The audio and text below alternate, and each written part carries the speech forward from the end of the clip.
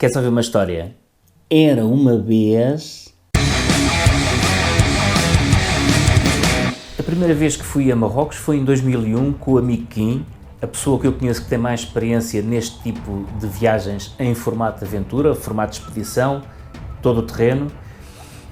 E então nós fomos exatamente para explorar uma zona do Atlas que ele não conhecia. Importa dizer que nesta altura não havia GPS com cartografia de detalhe e por isso qualquer coisa que se arranjasse era bom. Tínhamos por isso conseguido arranjar umas cartas de aeronáutica americana que, por serem cartas aeronáuticas, eram para ser vistas do céu e não do terreno e por isso o detalhe era pouco e, além disso, podíamos estar deslocados do local que efetivamente se confirmava no terreno 100, 200 metros, o que para encontrar pistas numa zona de montanha é uma distância enorme. Nós tínhamos feito uma task force para georreferenciar essas cartas num software chamado Fugawi que usámos durante bastantes anos e que, enfim, com os pontos que nós tínhamos conhecido, a georreferenciação faz dessa forma, nós fazemos uns 4 pontos, quantos mais melhores, mas pelo menos 4 pontos conhecidos na carta e, portanto, os únicos que nós conseguíamos encontrar eram algumas povoações e mesmo assim não tínhamos muita certeza que estivessem corretos. Portanto, não estando um ponto correto, toda a georreferenciação tem desvios e, portanto, a consequência é que no terreno as coisas tornam-se mais difíceis. Fomos então por estradas secundárias até Marrakech, que é já lá bem para o sul, e depois o ponto que nós pretendíamos estava a algumas dezenas de quilómetros de Marrakech, portanto o início do percurso, e foi para lá que fomos. Quando chegámos, primeira experiência logo interessantíssima em Marrocos, que foi comer debaixo de um telheiro. Tínhamos comida connosco, mas encontramos um tasco, portanto com, enfim, só um telheiro com uma mesa corrida e com marroquinos olharem para nós, porque europeus normalmente não comem com eles nestes tascos.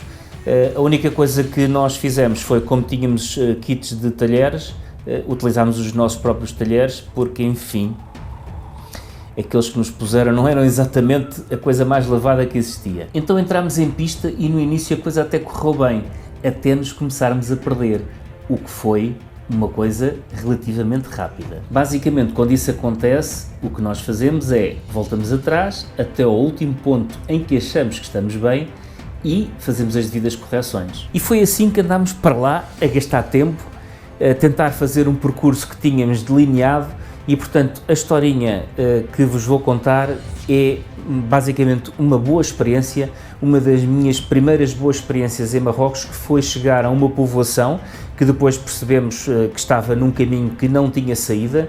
A povoação estava, portanto, num combro e havia um rio que serpenteava contornando a aldeia. Portanto, a aldeia foi colocada basicamente num planalto desse rio que nesta altura estava seco, mas que se percebia pela falésia que quando chovia aquilo tocava de facto uma grande quantidade de água. A primeira experiência que nós tivemos foi quando chegámos à aldeia, e portanto não éramos esperados, nem nós, nem ninguém. Chegámos à aldeia e, portanto, basicamente eram 3 carros e uma mota. A mota ia à frente e só o barulho da mota despertou a curiosidade dos miúdos e, quando nós chegámos, vimos as últimas saias entrarem para dentro de casa. Portanto, tudo o que era mulheres e meninas, não é? Fugiram para dentro de casa. A primeira experiência foi, aí veio o bicho-papão, somos nós. Segunda experiência foi, ninguém fala francês. Inglês, nem pensar. Em Marrocos fala-se, quanto muito francês, em alguns lugares espanhol. Mas ninguém falava outra coisa, provavelmente nem árabe, porque nestas povoações de montanha, muitas vezes a única coisa que eles falam são dialetos berber. E pareceu-me que era o caso. E, portanto, como é que nós nos vamos comunicar com esta gente?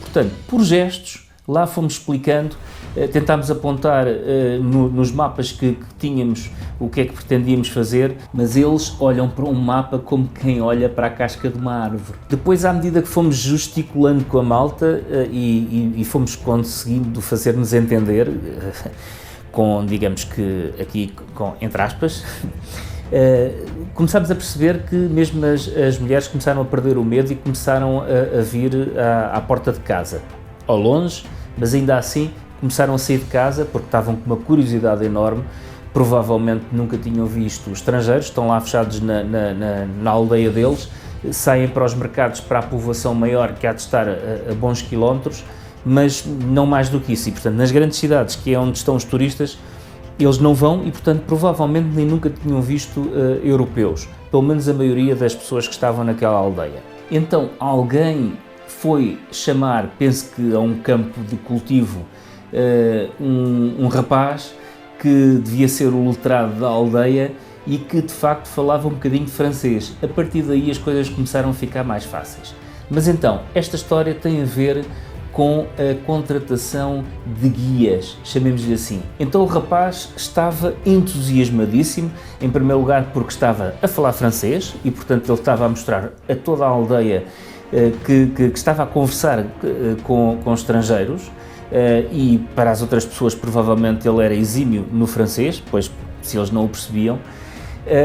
E então o rapaz voluntariou-se para vir connosco no carro e para nos mostrar o caminho que nós, em princípio, pretendíamos seguir.